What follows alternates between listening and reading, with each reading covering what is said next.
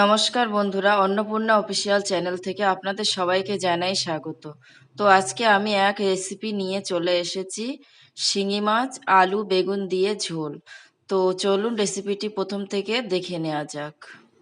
প্রথমে আমি পরিষ্কার করে মাছগুলো বেছে ধুয়ে পরিষ্কার করে নিয়েছি।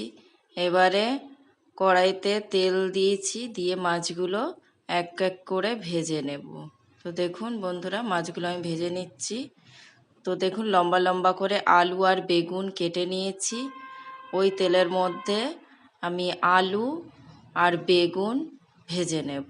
প্রথমে আলুগুলো ভেজে নেব, তারপরে ওই তেলের মধ্যে বেগুনগুলো ভেজে নেব।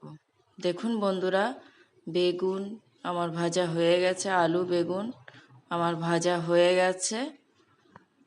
কড়াইতে কিছুটা তেল ছিল, আরও কিছুটা তেল দিয়ে দিলাম। এইবারে রান্নার জন্যে আমি প্রথমে দিয়ে দিচ্ছি গোটা জিরে, তারপরে দিয়ে দিচ্ছি তেজপাতা,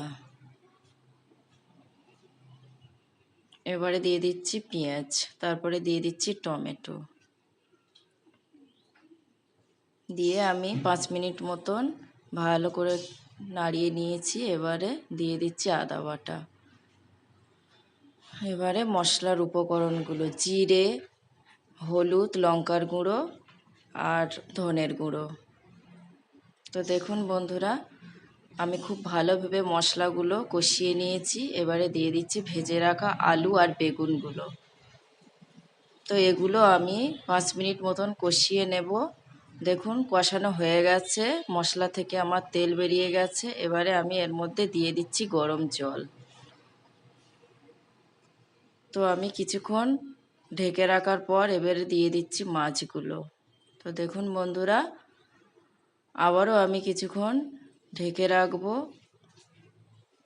5 মিনিট পরে আমি ঢাকনাটা খুলে দেখছি, একটু নাড়িয়ে দিচ্ছি। তো দেখুন রান্নাটা আমার প্রায় হয়েই গেছে। দেখুন আলুটাও আমার গলে গেছে। তো এবারে আমি এগুলোকে নামিয়ে নেব। তো দেখুন বন্ধুরা, রান্নাটা আমার হয়েই গেছে। দেখুন, এই রান্নাটি যদি আপনাদের ভালো লেগে থাকে তো লাইক কমেন্ট দিয়ে পাশে থাকবেন। ধন্যবাদ পুরো ভিডিও দেখা।